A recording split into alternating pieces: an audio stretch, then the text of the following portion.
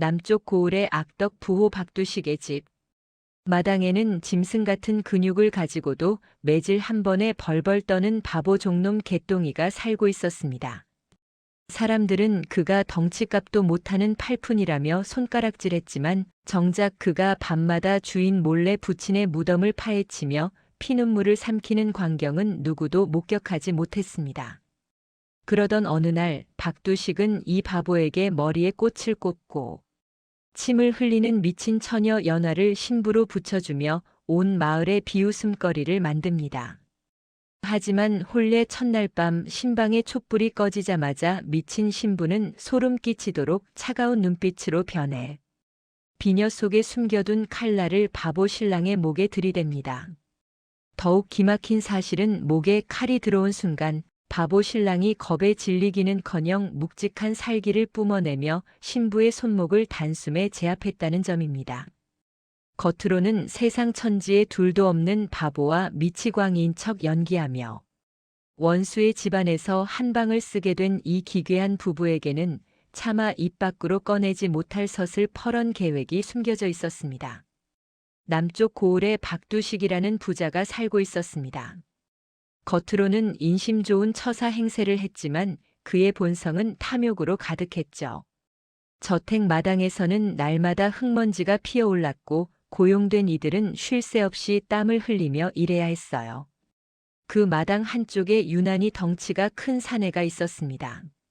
사람들은 그를 개똥이라 불렀죠. 키는 장대만 하고 어깨는 산처럼 넓었지만 행동거지는 영락없는 바보였어요. 침을 질질 흘리며 허허 웃기만 하면서 시키는 대로 순순히 따랐습니다. 마을 사람들은 그를 보며 혀를 찼습니다. 저 좋은 체격의 저 모양이라니 안타까운 일이었죠. 하지만 아무도 그 바보 같은 웃음 뒤에 무엇이 숨어 있는지 알지 못했어요. 그날 박두식의 행동대장 노릇을 하는 조칠이 술에 취한 채 마당으로 비틀거리며 나왔습니다. 핏발 선 눈으로 개똥이를 노려보더니 벼락같이 소리를 질렀어요. 일은 안 하고 뭘 멍하니 서 있느냐는 호통이었죠. 개똥이는 허허 웃으며 고개를 푹 숙였습니다. 하지만 조칠의 심술은 그것으로 끝나지 않았죠. 주먹만 한 몽둥이를 들고 와서는 퍽, 퍽퍽 소리가 울려 퍼지며 개똥이의 등을 후려치기 시작했어요. 조칠이 박처사 어르신 은혜로 먹고 사는 주제에 게으름을 피운다고 소리를 질렀습니다. 몽둥이가 등을 내리칠 때마다 팍 흙먼지가 일어났죠. 개똥이는 몸을 잔뜩 움츠린 채 웃으며 잘못했다고 중얼거렸어요.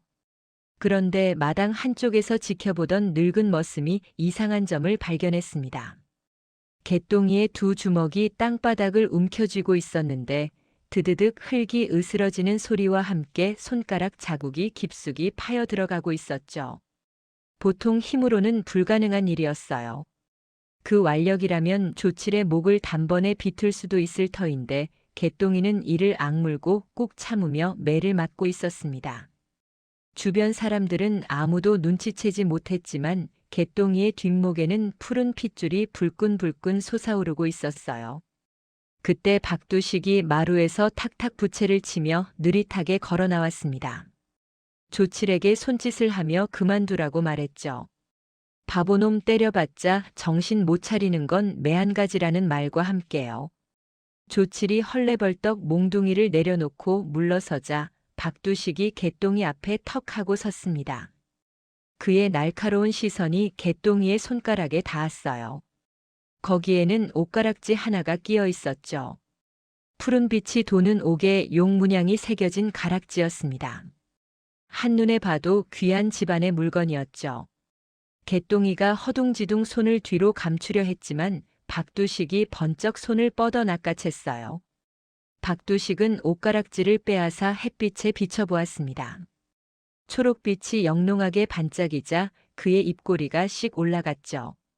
바보 주제에 이런 게 어디서 났느냐고 물었어요. 개똥이가 처음으로 정색을 하며 손을 내밀었습니다. 떨리는 목소리로 그것은 아버지가 주신 것이라고 유품이라고 애원했죠. 하지만 박두식은 껄껄 웃으며 바보 아비도 바보였나 보다고 비웃었어요. 그리고는 옷가락지를 땅바닥에다 턱 집어던졌습니다. 발로 드드득 소리가 나도록 짓밟기 시작했죠. 옥이 깨지는 소리가 쩡쩡 마당에 울려 퍼졌어요. 박두식은 바보 주제에 귀한 물건을 차고 다니면 되겠냐며 어디서 훔쳐온 게 분명하다고 말했습니다. 개똥이는 아니라고 진짜라고 부인했지만 소용없었죠. 그는 땅바닥에 털썩 무릎을 꿇고 깨진 옷가락지 조각을 주워 모았습니다. 덩치는 곰 같은데 주르륵 눈물이 흘러내리는 모습이 처량하기 그지없었어요. 떨리는 손으로 조각들을 하나하나 품에 안으며 아버지를 불렀죠. 박두식은 킥킥거리며 마루로 돌아갔습니다. 조칠과 다른 하인들도 웃으며 흩어졌어요. 마당에는 개똥이만 남아 고개를 푹 숙인 채 꿇어 앉아 있었습니다. 바로 그때였어요. 개똥이의 온몸에서 싸늘한 기운이 흘러나오기 시작했습니다.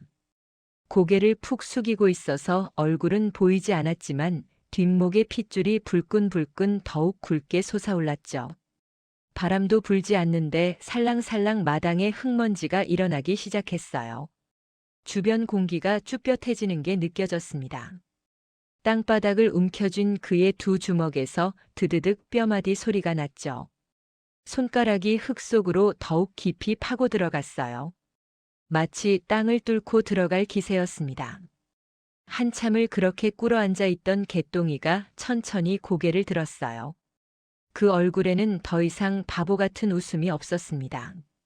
대신 깊은 어둠 속에서 이글거리는 불씨 같은 것이 눈동자 속에서 타오르고 있었죠. 입술을 깨물며 나지막이 중얼거리는 그의 목소리는 더 이상 바보의 것이 아니었습니다. 아버지를 부르며 기다리라고 말하는 그 음성에는 차가운 살기가 담겨 있었어요. 그날 밤 개똥이의 방에서 이상한 소리가 들렸다고 했습니다. 마치 짐승이 으르렁거리는 듯한 소리였다고 하죠. 하지만 아무도 확인하러 가지 않았어요. 사람들은 몰랐습니다. 박두식이 깨트린 건 단순한 옷가락지가 아니라 호랑이 새끼를 깨운 것이나 다름없다는 걸 말이죠. 3년 동안 바보 행세로 살아온 이검이 이제 조금씩 이빨을 드러내기 시작한 것이었습니다. 보름이 지나고 마을 어귀 느티나무 아래에 혼례판이 차려졌습니다. 하지만 이 혼례는 축복과는 거리가 먼 비웃음으로 가득한 자리였죠. 신랑은 바보 개똥이었고 신부는 마을에서 꽃님이라 불리는 미친 처녀였어요. 꽃님이의 본명은 연화였지만 아무도 그 이름을 부르지 않았습니다. 그녀는 늘 헝클어진 머리에 침을 질질 흘리며 마을을 돌아다녔죠. 때로는 허공을 보며 킥킥거리고 때로는 의미 없는 춤을 추곤 했어요. 박두식이 붉은 비단 도포를 입고 나타나 크게 웃으며 말했습니다. 오늘은 경사스러운 날이니 모두 구경하라고. 바보와 미친년의 혼례라니 천생연분이 따로 없다고 했죠. 마을 사람들이 하하 웃음을 터뜨렸어요. 누군가는 고개를 저으며 혀를 찾고 누군가는 손가락질을 하며 수군거렸습니다. 개똥이는 낡은 혼례복을 입고 허허 웃고만 있었죠. 연화는 더러운 치마 저고리 차림으로 아 소리를 내며 침을 흘렸어요. 주례를 맡은 이가 신랑 신부 교배례를 외쳤지만 그 목소리에는 진지함이라곤 없었습니다. 모두가 이 혼례를 하나의 구경거리로 여기고 있었죠. 개똥이가 어색하게 절을 하려 하자 연화가 갑자기 킥킥 웃으며 빙글빙글 돌기 시작했습니다. 치맛자락이 휙휙 날리며 혼례판을 어지럽혔죠. 사람들의 웃음소리가 더욱 커졌어요. 박두식도 배를 잡고 웃었습니다. 바보한테 미친년을 붙여주니 혼례판이 이 모양이라고 했죠. 연화는 계속 빙글빙글 돌면서 허공에 손을 휘저었습니다. 침을 흘리며 꽃이 핀다고 중얼거렸어요. 사람들 사이를 누비며 춤을 추던 연화가 박두식 옆을 지나갔습니다. 치맛자락이 휙 날리는 순간이었죠. 연화의 눈빛이 번쩍 달라졌어요. 미친 사람의 흐릿한 눈빛이 아니라 칼날처럼 예리한 시선이 박두식의 허리춤을 훑쳤습니다. 그곳에는 열쇠 뭉치가 달랑달랑 매달려 있었죠. 금고 열쇠, 서재 열쇠, 창고 열쇠. 연화의 눈이 재빠르게 각 열쇠의 모양을 스캔했어요. 찰나의 순간이었습니다. 다음 순간 연화는 다시 침을 흘리며 킥킥거리고 있었어요. 아무도 그 짧은 순간의 변화를 눈치채지 못했습니다. 모두가 그저 미친년이 춤을 춘다며 웃어댈 뿐이었죠. 주례가 신랑 신부 합글레를 외쳤습니다. 술잔이 건네졌어요. 개똥이가 술잔을 받아 들려 하자 연화가 탁 잔을 쳐서 떨어뜨렸습니다. 술이 쏴 땅에 쏟아졌죠. 사람들이 애구구 미친년이 또 사고를 친다고 웃었어요. 박두식이 피식 웃으며 혼례는 이것으로 끝이니 신랑 신부는 신방으로 가라고 말했습니다. 그의 웃음소리가 마당에 메아리 쳤죠. 사람들의 웃음소리가 점점 멀어졌습니다. 개똥이와 연화는 허름한 행랑채로 향했죠. 개똥이는 비틀거리며 걸었고 연화는 휘청이며 뒤따랐어요. 문이 삐걱 닫혔습니다. 잠시 후 밖에서 조칠의 목소리가 들렸어요. 바보 새끼가 첫날 밤을 치르겠다며 낄낄거렸습니다. 다른 하인들도 미친년이랑 무슨 첫날 밤이냐며 그냥 개 2마리 한 방에 가둔 거라고 웃어댔죠. 하지만 곧 발소리가 멀어지며 조용해졌어요. 방 안은 적막했습니다. 촛불 하나가 흔들리며 어둠을 밀어내고 있었어요. 개똥이는 방 한쪽 구석에 털썩 주저앉았고 연화는 방 가운데 멍하니 서 있었습니다. 시간이 흘렀죠. 밖에서 더 이상 인기척이 들리지 않았어요. 달빛만이 창호지를 통해 희미하게 스며들었습니다. 바로 그때였습니다. 연화의 자세가 쑥 바뀌었어요. 흐트러졌던 어깨가 쫙 펴지고 흐릿했던 눈빛이 또렷해졌습니다. 그녀가 천천히 무릎을 꿇고 단정하게 앉더니 낮고 분명한 목소리로 말했죠. 이검나리 연기는 이제 그만하시라고요. 개똥이. 아니, 이검의 어깨가 움찔했습니다. 고개를 들어올린 그의 얼굴에는 더 이상 바보 같은 웃음이 없었어요. 대신 깊은 경계심이 서린 날카로운 눈빛이 연화를 향했습니다. 목소리도 달랐죠. 낮고 무거운 무사의 목소리로 내 놈은 누구냐고 물었어요. 연화가 미소를 지으며 대답했습니다. 그 미소는 차갑고도 슬펐어요. 자신은 연화라고 연가문의 마지막 남은 자라고 했죠. 이검의 눈이 커졌습니다. 연가문은 3년 전 영모로 몰려 멸문당한 무인 가문이었죠. 이검의 가문과 마찬가지로 말이에요. 연화가 말을 이어갔습니다. 이검의 가문처럼 자신의 가문도 박두식에게 당했다고 했어요. 목소리가 떨렸지만 그녀는 눈물을 흘리지 않았습니다. 이미 눈물은 다 말라버린 듯 했죠. 이검이 천천히 고개를 끄덕였어요. 자신도 마찬가지라고 박두식이 가짜 문서로 아버지를 역적으로 몰아 죽였다고 말했습니다. 그날 밤 도망쳐 나와 바보 행세를 하며 박두식 밑으로 들어갔다고 3년을 참았다고 했죠. 두 사람의 시선이 마주쳤어요. 이번에는 적대감이 아니라 깊은 공감이 흘렀습니다. 연화가 품에서 작은 비단 보자기를 꺼냈습니다. 펼치자 그 안에는 정교하게 그려진 지도가 있었어요. 박두식 저택의 구조도였죠. 오늘 혼례 중에 박두식의 열쇠 뭉치를 확인했다고 7개 중 3번째가 서재 열쇠라고 말했습니다. 이검이 지도를 내려다보았어요. 연화는 서재에 박두식이 저지른 모든 악행의 증거가 담긴 장부가 있다고 했습니다. 그것만 손에 넣으면 박두식을 무너뜨릴 수 있다고 했죠. 두 사람은 서로를 바라보았습니다. 고통을 견뎌온 자들만이 나눌 수 있는 깊은 이해가 그 속에 담겨 있었어요.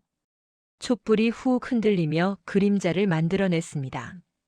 바보와 미치광이로 살아온 두 사람이 이제 복수자로 거듭나는 순간이었죠. 촛불이 흔들렸습니다.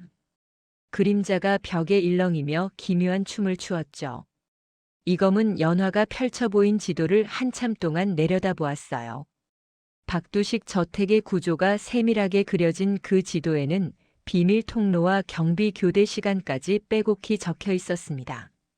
그는 연화에게 이 모든 걸 미치광이 행세를 하며 알아낸 것이냐고 물었죠. 목소리에는 경외감이 묻어났어요. 연화가 고개를 끄덕였습니다. 미친 사람은 투명인간과 같다고 사람들은 자신이 그 자리에 있어도 없는 것처럼 여긴다고 말했어요. 덕분에 듣지 말아야 할 것을 듣고 보지 말아야 할 것을 볼 수 있었다고 했죠. 그녀의 손가락이 지도의 한 지점을 가리켰습니다. 박두식의 서재는 안채 깊숙한 곳에 있고 밤 이경이 되면 경비가 교대하며 삼각동안 허점이 생긴다고 설명했어요. 연화는 품에서 무언가를 더 꺼냈습니다. 은빛으로 빛나는 가느다란 철사 다발이었죠. 자물쇠는 자신이 열 수 있다고 어려서부터 아버지에게 배운 솜씨라고 말했습니다. 이검의 눈썹이 올라갔어요. 연 가문은 무인 가문이었지만 암기와 잠입술로도 유명했습니다. 연화가 그 기술을 익혔다는 뜻이었죠. 이검이 천천히 일어났습니다. 덩치 큰 몸이 움직이자 방 안의 공기가 무거워졌어요. 그가 낮은 목소리로 말했습니다. 내가 진짜 연 가문의 후예라는 걸 어떻게 믿을 수 있겠느냐고. 박두식이 자신을 시험하려 보낸 자객일 수도 있지 않겠느냐고 했죠. 순간 연화의 손이 번쩍 머리카락으로 향했어요. 쏙 하고 비녀를 뽑아내는 소리가 났습니다. 찰칵. 비녀 끝에서 가느다란 칼날이 튀어나왔죠. 칼날은 달빛에 반짝이며 차가운 빛을 내뿜었어요. 연화가 이검의 목에 칼날을 들이댔습니다. 하지만 그녀의 손은 떨리지 않았죠. 나리께서 의심하신다면 자신의 목숨으로 증명하겠다고 말했습니다. 하지만 그 전에 나리께서는 정말 이검 나리이시냐고 아니면 박두식이 심어놓은 또 다른 바보이시냐고 물었어요. 순간 이검의 몸에서 살기가 뿜어져 나왔습니다. 우웅. 공기가 진동했어요. 촛불이 심하게 흔들리며 꺼질 듯 말 듯 했습니다. 이검의 손이 번개처럼 움직이더니 연화의 손목을 낚아챘죠. 연화가 컥 짧은 신음을 냈어요. 비녀가 손에서 떨어져 뚝 바닥에 떨어졌습니다. 이검이 연화를 벽으로 밀어붙였어요.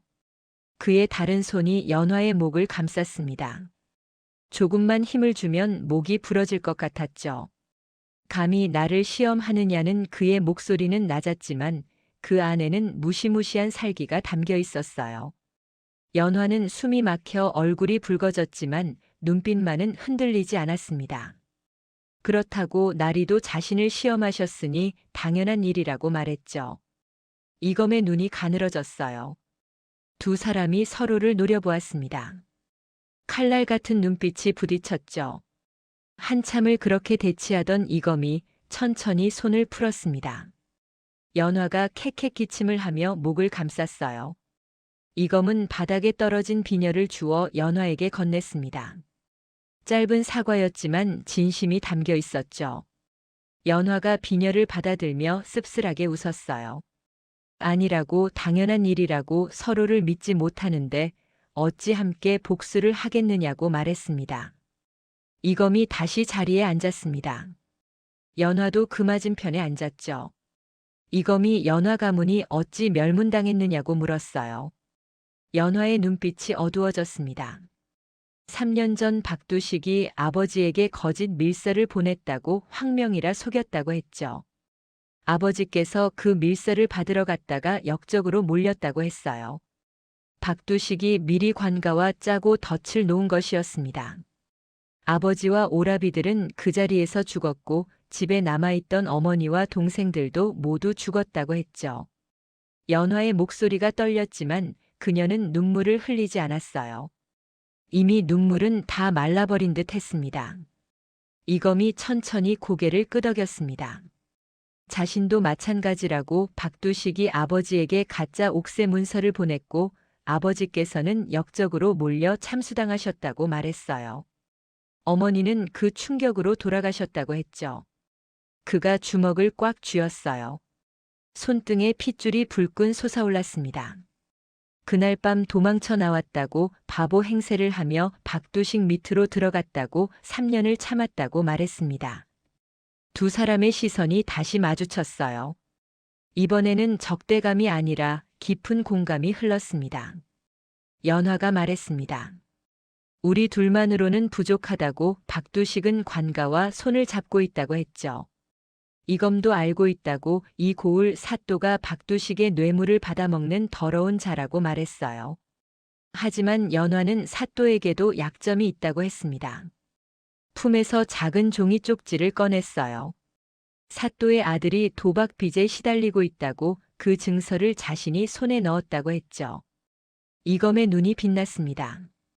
그것으로 사또를 협박할 수 있겠느냐고 물었어요. 연화가 고개를 저었습니다. 그보다 더 좋은 방법이 있다고 했죠.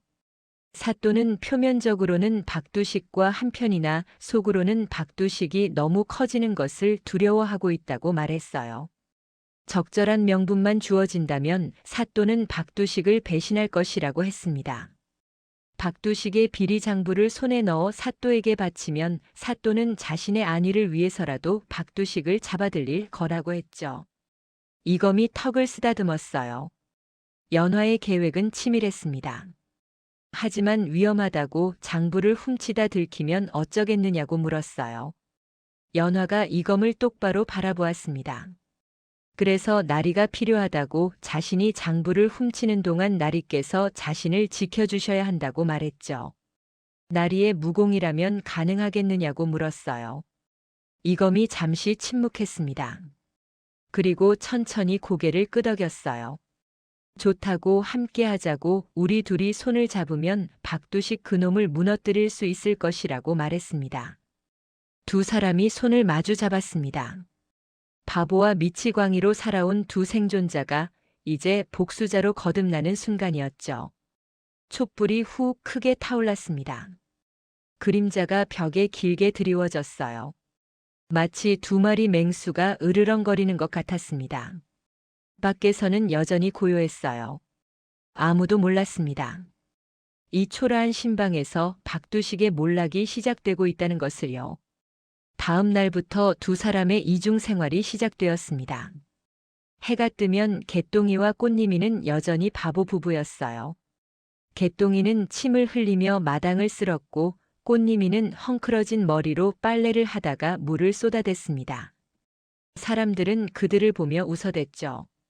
박두식은 그 모습에 흡족해했어요. 저 바보놈들에게서는 아무런 위협도 느껴지지 않았으니까요. 가끔 개똥이가 무거운 짐을 번쩍 들어올리는 모습을 보고 힘은 쓸만하다며 만족스러워했습니다. 조칠은 여전히 개똥이를 함부로 대했어요. 툭하면 몽둥이를 들고 와서는 퍽퍽 소리가 나도록 등을 때렸습니다. 개똥이는 그저 허허 웃으며 잘못했다고 중얼거렸죠. 하지만 밤이 되면 모든 게 달라졌습니다. 달이 중천에 떠오르고 사람들이 잠들면 두 사람은 조용히 방을 나섰어요. 연화는 검은 옷으로 갈아입고 머리를 단정히 올렸습니다.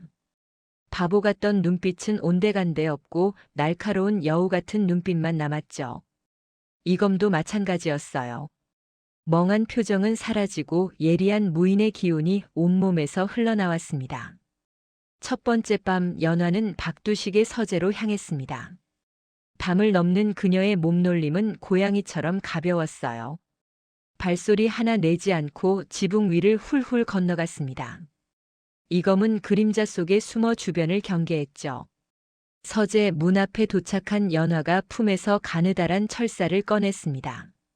자물쇠 구멍에 철사를 집어넣고 찰칵찰칵 섬세하게 움직였어요. 잠시 후 똑하고 자물쇠가 열리는 소리가 났습니다. 연화가 안으로 들어갔어요. 이검은 밖에서 지키며 귀를 세웠습니다. 서재 안에서는 바스락 종이 넘기는 소리가 들렸죠. 연화는 장부들을 하나하나 확인했습니다. 박두식이 받아먹은 뇌물 내역, 토지를 빼앗은 기록, 사람을 죽인 증거들이 빼곡히 적혀 있었어요. 하지만 연화는 그것들을 가져가지 않았습니다. 대신 똑같은 크기의 종이를 꺼내 펼쳤죠. 밤새도록 준비한 가짜 장부였습니다. 그녀는 촛불을 켜고 붓을 들었어요. 사각사각. 붓이 종이 위를 달렸습니다. 연화의 손은 놀라울 정도로 빨랐어요. 박두식의 필체를 완벽하게 흉내내며 가짜 내역을 적어 내려갔습니다. 진짜 장부의 내용을 머릿속에 새기면서 말이죠. 한 시즌이 흘렀습니다. 연화가 밖으로 나왔어요. 손에는 아무것도 들려있지 않았습니다. 모든 것을 머릿속에 담았으니까요. 자물쇠를 다시 잠그고 흔적을 지운 뒤 두 사람은 조용히 사라졌습니다. 이틀날 밤에도 그 다음날 밤에도 같은 일이 반복되었어요. 연화는 조금씩 가짜 장부를 완성해 갔고 진짜 장부의 내용은 모두 기억했습니다. 어느 날 밤 조칠이 이상한 낌새를 느꼈는지 순찰을 돌았어요.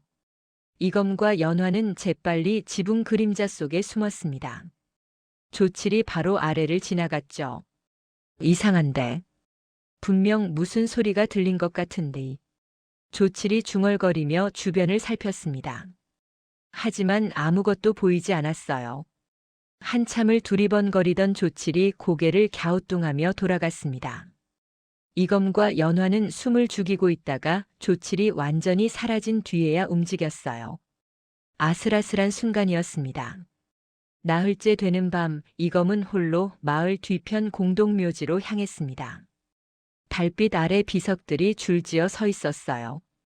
그중 가장 외진 곳에 초라한 무덤 하나가 있었습니다. 이름도 새겨지지 않은 쓸쓸한 무덤이었죠.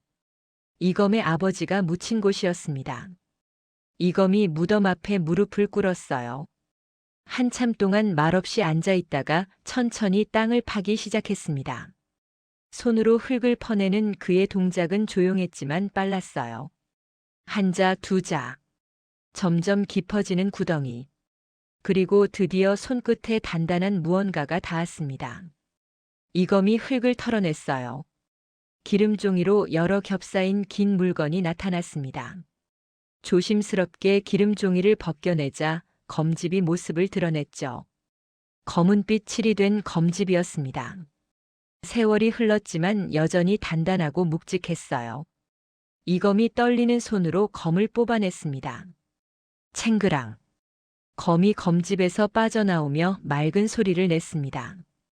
달빛에 비친 검신이 푸른 빛으로 빛났어요. 검신에는 대호라는 두 글자가 새겨져 있었습니다. 대호검. 이검 가문의 대대로 내려온 보검이었습니다. 아버지가 마지막 순간 이검에게 숨기라고 했던 가문의 자존심이었죠. 이검이 검을 번쩍 들어올렸어요. 휙 허공을 가르는 소리가 났습니다. 검은 여전히 예리했어요. 3년의 세월도 이 검의 날을 무디게 하지 못했습니다. 아버지, 이제 때가 왔습니다. 이검이 나지막이 중얼거렸어요. 그는 검을 들고 숲속으로 들어갔습니다. 아무도 없는 깊은 곳에서 이검은 검을 휘두르기 시작했죠. 휙, 휙, 챙그랑. 검이 허공을 가르며 날카로운 소리를 냈습니다. 이검의 몸이 달빛 아래서 춤을 추듯 움직였어요. 3년간 숨겨왔던 무공이 조금씩 깨어나기 시작했습니다. 땀이 비오듯 흘러내렸어요. 이검의 눈빛은 점점 더 날카로워졌습니다. 바보 개똥이의 모습은 온데간데 없고 무인 이검의 모습만 남았죠. 검을 휘두를 때마다 주변 나뭇잎들이 바람에 흩날렸습니다. 그의 검기가 점점 강해지고 있었어요.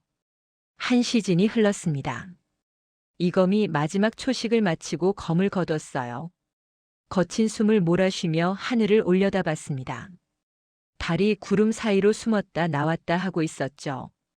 조금만 더 기다리시오, 아버지. 이검이 검집에 검을 도로 집어넣었습니다. 그리고 다시 무덤으로 돌아가 검을 묻었어요. 흔적을 깨끗이 지우고 일어섰습니다. 돌아가는 길, 이검은 다시 바보 개똥이의 표정을 지었어요. 어깨를 축 늘어뜨리고 비틀거리며 걸었습니다.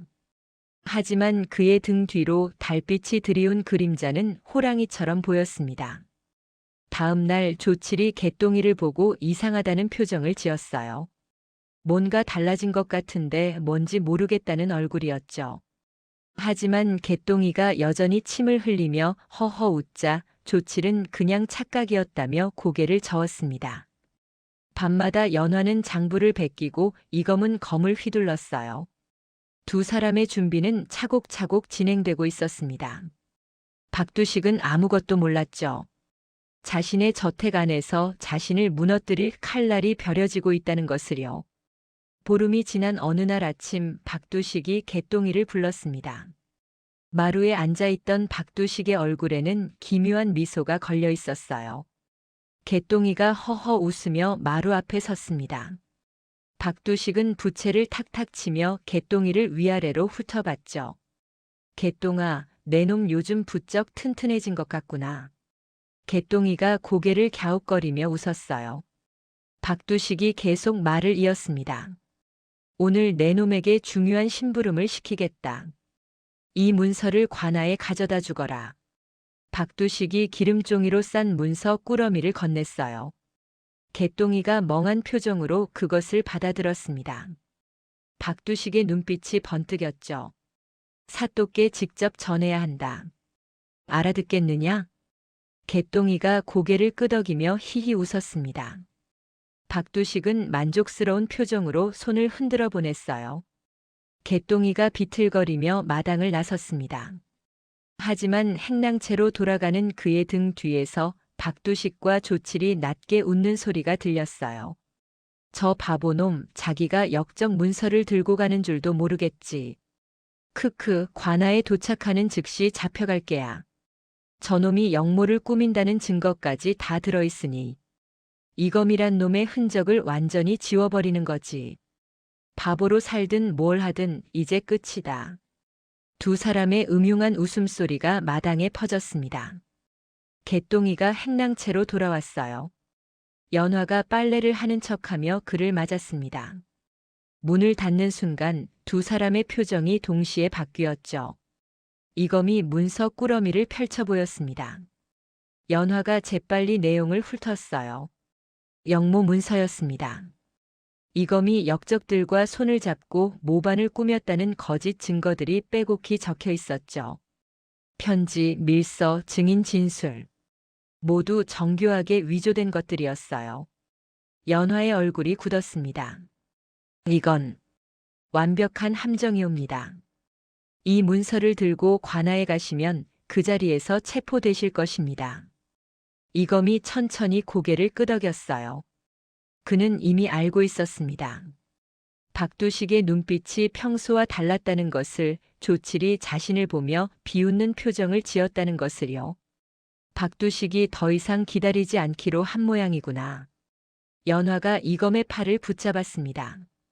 가지 마십시오. 다른 방법을 찾겠사옵니다.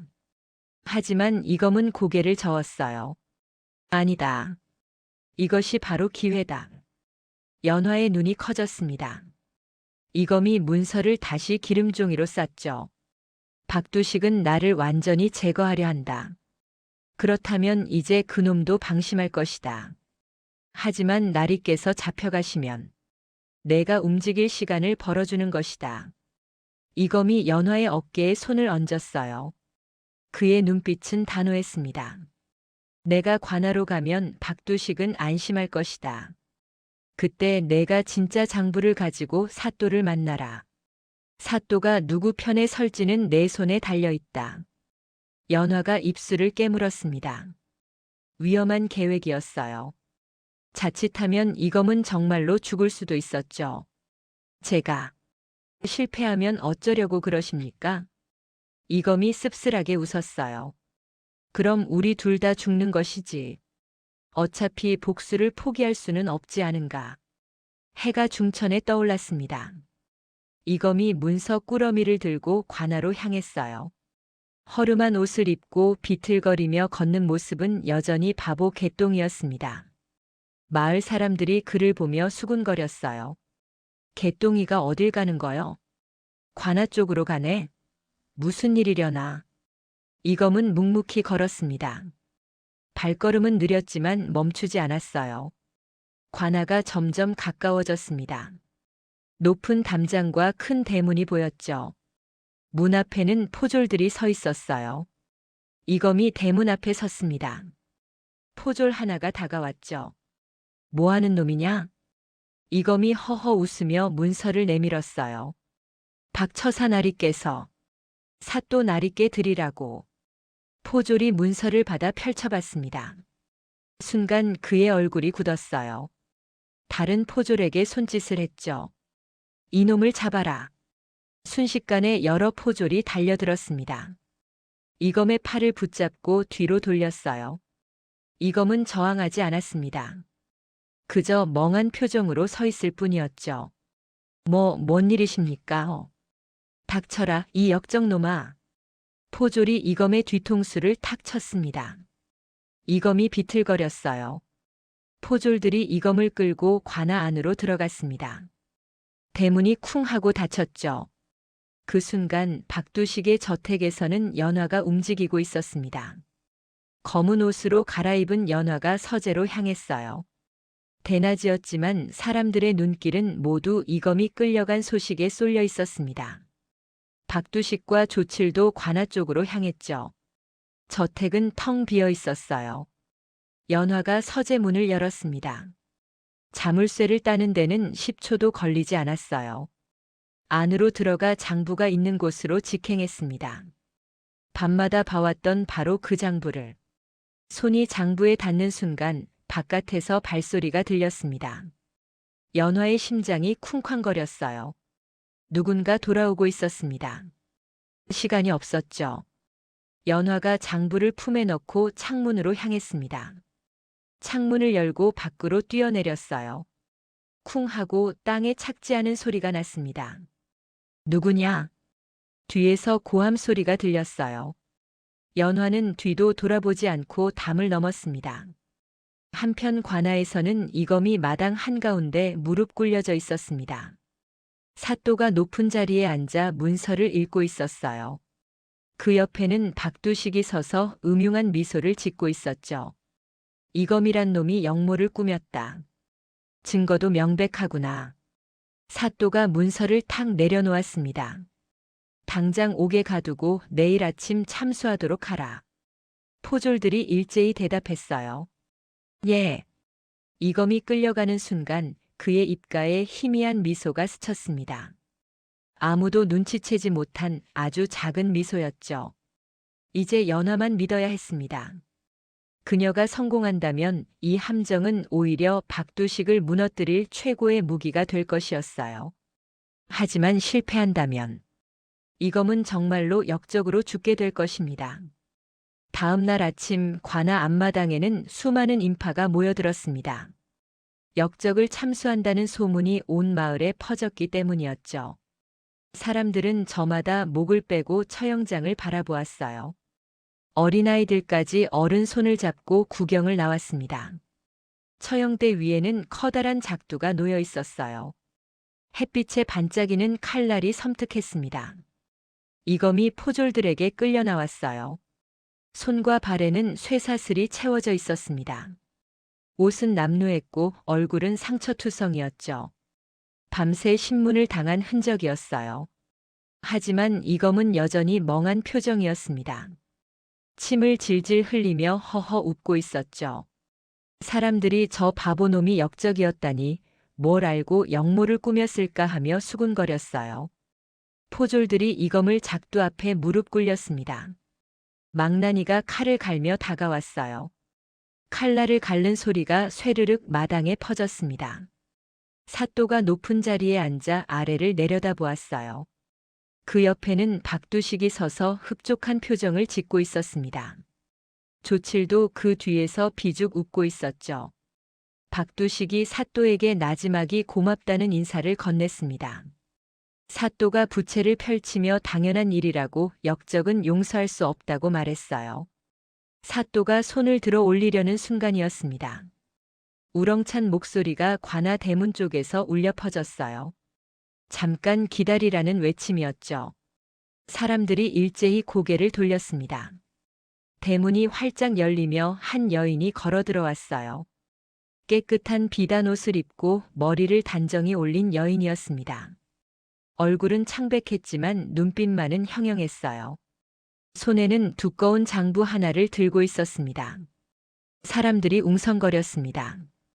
저 여자가 누구냐고 꽃님이 아니냐고 미친년이 저렇게 말짱할 리가 없다며 놀라워했어요. 연화가 당당히 마당 한가운데로 걸어갔습니다. 포졸들이 가로막으려 했지만 연화는 그들을 제치고 사또 앞까지 나아갔어요. 박두식의 얼굴이 굳었습니다. 조칠은 눈이 휘둥그레졌죠. 연화가 사또를 향해 또박또박 말했습니다. 이 처형은 부당하다고 진짜 역적은 따로 있다고 했어요. 바로 박두식이라고 외쳤습니다. 쿵. 그 말에 마당이 술렁거렸어요. 사람들이 놀라 입을 벌렸습니다. 박두식이 벌떡 일어서며 소리쳤습니다. 이 미친년이 무슨 헛소리냐고 저 여자는 정신이 온전치 못한 미치광이라고 사또에게 외쳤죠. 하지만 연화는 전혀 흔들리지 않았어요. 오히려 한 걸음 더 나아가며 장부를 펼쳤습니다. 이 장부를 보라고 박두식이 10년간 저지른 모든 악행이 기록되어 있다고 말했어요. 사또가 손짓을 했습니다. 포졸이 연화에게서 장부를 받아 사또에게 올렸어요. 사또가 장부를 펼쳐 읽기 시작했습니다. 첫 장, 두 번째 장, 세 번째 장. 읽어 내려갈수록 사또의 얼굴이 굳어갔어요. 뇌물 내역, 토지 강탈 기록, 살인 증거, 관리 매수 명단. 그리고 그 명단에는 사또 자신의 이름도 적혀 있었습니다. 사또의 손이 떨렸어요. 박두식도 그것을 눈치챘습니다. 박두식이 다급하게 외쳤습니다. 사또 나리, 그것은 거짓으로 꾸며낸 것이라고 믿지 말라고 애원했어요. 하지만 사또는 장부를 덮으며 천천히 고개를 저었습니다. 사또의 머릿속에서는 빠르게 계산이 돌아가고 있었어요. 이 장부가 세상에 알려지면 자신도 끝장이었습니다. 하지만 박두식을 희생양으로 삼는다면 살 길이 있었죠. 연화가 바로 그 순간을 노렸습니다. 박두식은 나리의 이름을 팔아 온갖 악행을 저질렀다고 하지만 나리께서 직접 정의를 세우신다면 백성들은 나리의 공정함을 칭송할 것이라고 말했어요. 사또의 눈이 번뜩였습니다. 그렇다. 박두식을 잡아들이면 자신은 오히려 정의로운 관리가 될 수 있었어요. 뇌물을 받은 것은 박두식에게 속아서였다고 하면 되었죠. 사또가 부채를 탁 접으며 벌떡 일어섰습니다. 박두식을 향해 내 놈이 감히 나를 속이고 백성들을 괴롭혔냐고 호통을 쳤어요. 박두식의 얼굴이 새하얗게 질렸습니다. 사또 나리, 우리가 함께 했던 일이 아니냐며 애원했지만 소용없었어요. 사또가 더욱 큰 소리로 닥치라고 내 놈이 나를 이용한 것이라고 외쳤습니다. 포졸들에게 박두식을 당장 잡아들이라고 명했어요. 포졸들이 우르르 달려들었습니다. 박두식이 뒷걸음질 쳤어요. 이럴 수가 없다고 얼마나 오래 함께 했는데 하며 발악했지만 사또는 내 놈 같은 역적과 한편이었다니 평생의 치욕이라며 역정을 냈습니다. 포졸들이 박두식의 팔을 붙잡았어요. 조칠도 함께 잡혔습니다. 두 사람은 사색이 된 얼굴로 끌려갔죠. 연화가 사또에게 말했습니다. 그리고 저기 무릎 꿇은 저 사람은 역적이 아니라고 이검날이라고 했어요. 박두식에게 가문이 멸문당하고 바보 행세로 살아남아 복수를 준비하신 분이라고 설명했습니다. 박두식이 이검나리의 아버님을 역적으로 몰아 죽였다고 거짓 증거로 말이라고 했어요. 이검나리의 아버님 이문열 장군은 나라를 위해 평생을 바치신 충신이었다고 목소리를 높였습니다. 마당이 술렁거렸어요. 사람들이 웅성거리며 이검을 바라봤습니다. 사또가 잠시 침묵하다가 고개를 끄덕였어요. 그렇다면 박두식이 꾸민 일이었다고 말하며 포졸들에게 이검의 쇠사슬을 풀어주라고 명했습니다. 창그랑 쇠사슬이 풀리는 소리가 났습니다. 이검이 천천히 일어섰어요. 바보 같던 표정이 사라지고 무인의 기품이 온몸에서 흘러나왔습니다. 사람들이 탄성을 질렀어요. 저것 좀 보라고, 바보가 아니었다고, 이문열 장군의 아드님이었다니 하며 감탄했습니다. 이검이 연화를 바라보았습니다. 연화도 그를 바라봤죠. 두 사람의 눈빛이 마주쳤어요. 해냈습니다. 마침내 그들은 해냈습니다. 박두식은 포졸들에게 끌려가며 발악했어요. 이럴 수가 없다고 내가 누군지 아느냐고 외쳤지만 아무도 듣지 않았습니다. 사람들은 오히려 박두식에게 야유를 보냈죠. 악당놈, 우리 땅 돌려내라 사기꾼이라고 외쳤습니다. 박두식의 목소리가 점점 멀어졌습니다. 햇빛이 마당에 환하게 내리쬐었어요. 이검과 연화는 그 빛 속에 서 있었습니다. 3년의 인내, 3년의 고통이 드디어 결실을 맺는 순간이었죠. 바보와 미치광이로 살아온 두 사람이 이제 당당히 고개를 들 수 있게 되었습니다. 그날 밤 박두식과 조칠은 관아옥에서 탈출했습니다. 사또의 측근 중 아직 박두식에게 은혜를 입은 자가 있었던 거죠. 그 자가 몰래 옥문을 열어주었고 두 사람은 어둠을 틈타 도망쳤어요. 박두식은 급히 짐을 챙겼습니다. 금은 보화가 든 보따리 하나를 등에 메고 마국간으로 향했죠. 조칠이 말 두 피를 끌고 나왔어요. 빨리 타라고 날이 밝기 전에 고을을 벗어나야 한다고 다급하게 말했습니다. 두 사람은 뒷길로 마을을 빠져나갔어요. 말발굽 소리가 타박타박 어둠 속에 울려 퍼졌습니다. 박두식의 얼굴은 창백했어요. 평생 쌓아온 권력과 재산이 하루아침에 무너져 내렸습니다. 분노와 두려움이 뒤섞인 표정이었죠. 이검 그놈, 꽃님이 그년 내가 이렇게 당하다니 하며 이를 갈았어요. 조칠도 옆에서 도끼 어린 눈빛을 하고 있었습니다. 두 사람은 숲길로 접어들었어요. 나무들이 빽빽이 들어선 어두운 길이었습니다. 달빛도 제대로 들지 않았죠. 말을 몰아 한참을 달렸습니다. 마을에서 점점 멀어졌어요. 박두식이 안도의 한숨을 쉬었습니다. 이제 조금만 더 가면 고갯길이 나오고 그곳을 넘으면 다른 고을이었죠. 거기서 다시 시작할 수 있을 거라 생각했어요. 하지만 바로 그때였습니다.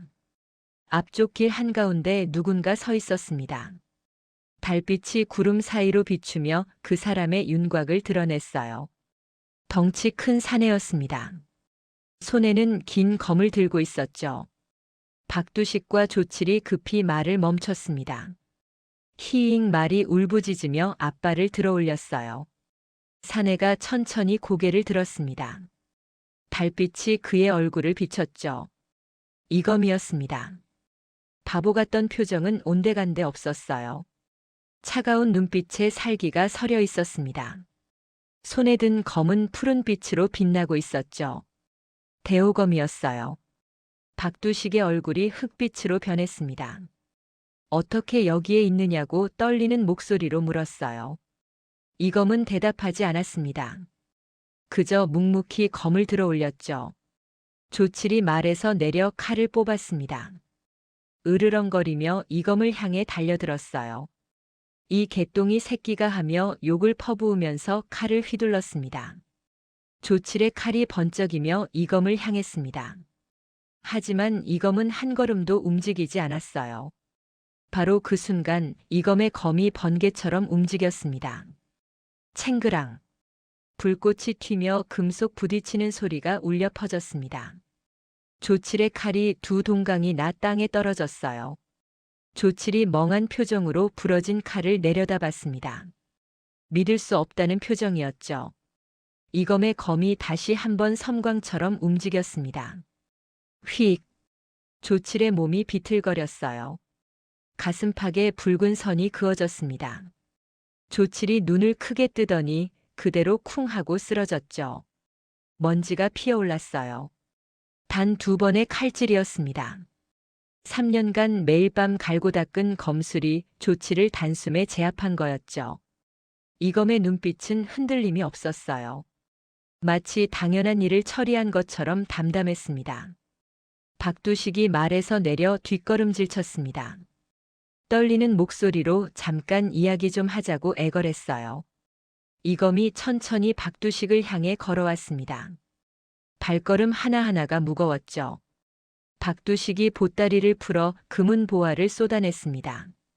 금덩이와 은자 값비싼 보석들이 땅에 쏟아져 나왔어요. 이것들을 다 주겠다고, 아니 더 많은 것도 줄 수 있다고, 자신이 숨겨둔 재산이 얼마나 많은지 모른다고 떨며 말했습니다. 하지만 이검의 표정은 변하지 않았어요. 금은 보화 따위는 눈에 들어오지도 않는다는 듯 무심하게 지나쳤습니다. 박두식이 무릎을 꿇었습니다.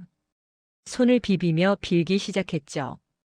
제발 목숨만은 살려달라고, 자신이 잘못했다고, 이검의 아버지에게 정말 미안하다고 울먹였어요. 이검이 그 앞에 섰습니다. 내려다보는 그의 눈빛은 얼음처럼 차가웠어요. 이제 와서 사과라니, 우습다고 낮은 목소리로 말했습니다. 이검이 박두식에게 물었어요. 아버지께서 돌아가시던 그날을 기억하느냐고요. 참수대에서 아버지께서는 마지막까지 억울함을 호소하셨다고, 하지만 아무도 믿지 않았다고, 박두식이 꾸민 거짓 증거 때문이었다고 말했습니다. 이검의 목소리가 떨렸어요. 어머니는 그 충격으로 그날 밤 돌아가셨다고, 자신은 16살이었다고 했습니다. 주먹을 꽉 쥔 손에서 핏줄이 불끈 솟아올랐어요. 3년을 기다렸다고 바보 행세를 하며 박두식의 발밑에서 굴욕을 참으며 단 하루도 이 순간을 잊지 않았다고 말했습니다. 이검의 눈에서는 복수의 불꽃이 타올랐어요. 박두식이 고개를 들어 이검을 올려다봤습니다. 눈물과 콧물이 범벅이 된 얼굴이었어요. 제발 제발이라고 떨리는 목소리로 반복했습니다. 하지만 이검은 검을 들어 올렸습니다. 내 아버지의 원수, 오늘 내 손에 죽으리라고 외쳤어요. 번쩍 검이 달빛을 가르며 내려왔습니다. 박두식의 비명이 숲속에 울려 퍼졌죠. 그 소리는 금세 사라지고 고요함만 남았습니다. 이검은 검을 거두고 하늘을 올려다봤어요. 달이 구름 사이로 나와 환하게 빛나고 있었습니다. 3년 동안 품어온 복수가 마침내 끝났어요. 이검의 눈에서 눈물 한 방울이 흘러내렸습니다. 분노도 증오도 아닌 그저 깊은 슬픔의 눈물이었죠. 아버지, 이제 편히 쉬십시오라고 나지막이 중얼거렸습니다. 바람이 불어와 나뭇잎들을 흔들었어요. 마치 아버지가 답하는 것 같았습니다. 이검은 검을 검집에 넣고 천천히 몸을 돌렸습니다. 숲길을 따라 걸어 나갔어요. 뒤에는 박두식과 조칠의 시신만 남았습니다. 복수는 끝났지만 이검의 마음은 텅 빈 것 같았어요. 잃어버린 것들은 돌아오지 않았으니까요. 하지만 적어도 아버지의 억울함은 풀었습니다. 사흘이 지났습니다. 박두식과 조칠의 시신이 숲속에서 발견되었다는 소문이 마을에 퍼졌어요. 사또는 탈옥수들이 서로 싸우다 죽은 것으로 결론지었습니다. 더 이상 파헤칠 이유가 없었죠. 마을 사람들은 박두식의 죽음에 안도했어요. 그동안 그에게 땅을 빼앗기고 괴롭힘을 당했던 사람들이 한둘이 아니었으니까요. 누군가는 하늘이 벌을 내린 거라고 했고 누군가는 인과응보라며 고개를 끄덕였습니다. 이검과 연화의 이야기도 입에서 입으로 전해졌어요. 바보 개똥이가 사실은 무인 가문의 자제였다는 것, 미친 꽃님이가 명문가의 딸이었다는 것, 그들이 3년간 복수를 준비했다는 것. 사람들은 그 이야기를 신기해하며 되풀이했습니다. 마을 어귀 주막에서는 날마다 그 이야기로 시끌벅적했어요. 술 한 잔 걸치면 누구나 한마디씩 거들었죠. 저 바보가 사실은 검술의 고수였다니, 저 미친년이 그렇게 영리한 사람이었다니 하며 감탄했습니다. 하지만 정작 이검과 연화의 모습은 보이지 않았어요. 사흘 전부터 두 사람은 행랑채에 틀어박혀 나오지 않았습니다. 문은 굳게 닫혀 있었고 안에서는 아무 소리도 들리지 않았어요. 사람들은 궁금해했습니다. 두 사람이 뭘 하고 있는 걸까, 언제쯤 나올까 하고 말이죠. 행랑채 안에서 이검과 연화는 짐을 꾸리고 있었습니다. 많지 않았어요. 옷가지 몇 벌과 간단한 생필품 뿐이었습니다. 이검은 대오검을 천으로 감싸 등에 묶었어요. 연화는 작은 보따리 하나를 챙겼습니다. 두 사람은 말이 없었어요. 복수를 마친 뒤로 둘 다 침묵에 잠겨 있었습니다. 할 일을 끝냈다는 안도감과 그래도 돌아오지 않는 것들에 대한 허전함이 뒤섞여 있었죠. 연화가 창문으로 밖을 내다봤습니다. 석양이 지고 있었어요. 붉은 노을이 하늘을 물들이고 있었습니다. 이검이 연화에게 물었어요. 준비됐느냐고요. 연화가 고개를 끄덕였습니다. 그렇다고 이제 떠날 때가 됐다고 말했어요. 두 사람은 방을 나섰습니다. 마당은 텅 비어 있었어요. 저녁 식사 시간이라 하인들은 모두 부엌 쪽에 모여 있었습니다. 이검과 연화는 조용히 뒷문으로 향했습니다. 발소리를 죽이며 걸었어요. 뒷문을 열고 나가려던 순간 누군가 나지막이 불렀습니다. 늙은 머슴이었어요. 그는 처음부터 이검의 정체를 눈치챈 사람이었습니다. 땅을 움켜쥔 그 손을 봤던 사람이죠. 늙은 머슴이 다가와 이검에게 말했습니다. 잘 가시라고 두 분 덕분에 마을이 편해졌다고 했어요. 고맙다는 인사였습니다. 이검이 묵묵히 고개를 숙였습니다. 연화도 함께 인사했어요. 늙은 머슴이 손을 흔들며 멀어지는 두 사람을 바라봤습니다. 그의 눈가가 촉촉해졌어요. 다음 날 아침 마을에 이상한 일이 벌어졌습니다. 가난한 집들 문 앞에 금덩이가 하나씩 놓여 있었던 거예요. 과부 할머니 집, 병든 아이를 둔 집, 빚에 시달리던 집, 모두 12곳이었습니다. 사람들이 놀라 소리를 질렀어요. 이게 뭐냐고 누가 놓고 간 거냐고 웅성거렸습니다. 누군가 개똥이와 꽃님이를 찾아보자고 했어요. 사람들이 우르르 행랑채로 달려갔습니다. 하지만 문을 열자 방은 텅 비어 있었어요. 아무것도 남아있지 않았습니다. 두 사람이 살았던 흔적만 희미하게 남아있을 뿐이었죠. 사람들은 그제야 깨달았습니다. 이검과 연화가 떠났다는 것을요. 마을 어귀로 달려가 보았지만 이미 두 사람의 모습은 보이지 않았어요. 아침 안개가 자욱하게 깔려 있었고 그 너머로는 아무것도 보이지 않았습니다. 누군가 말했어요. 저들은 하늘이 내린 영웅들이었다고 백성을 구하러 왔다가 임무를 마치고 떠난 거라고 했습니다. 다른 이들도 고개를 끄덕였어요. 그렇지 않고서야 바보와 미치광이가 어떻게 저런 일을 해낼 수 있었겠느냐고 말했습니다. 시간이 흘렀습니다. 한 달이 지나고 석 달이 지났어요. 이검과 연화에 대한 이야기는 점점 전설이 되어갔습니다. 어떤 이는 그들이 하늘로 올라갔다고 했고 어떤 이는 다른 고을로 가서 또 다른 악인들을 응징하고 있다고 했어요. 아이들은 개똥이와 꽃님이 흉내를 내며 놀았습니다. 마을에는 평화가 찾아왔어요. 박두식이 빼앗았던 땅들은 원래 주인에게 돌아갔고 사또도 이전보다 공정하게 일을 처리했습니다. 뇌물 사건이 드러날까 두려웠던 거죠. 사람들은 가끔 노을 지는 언덕을 바라보며 중얼거렸습니다. 저 두 사람이 지금 어디서 뭘 하고 있을까 하고요. 그리고 어디선가 정말로 두 사람은 함께 걷고 있었습니다. 긴 길을 따라 새로운 마을을 향해 또 다른 이야기를 만들어가며 말이에요. 이검은 여전히 검을 등에 지고 있었고 연화는 그 옆을 걷고 있었습니다. 두 사람은 더 이상 바보도 미치광이도 아니었어요.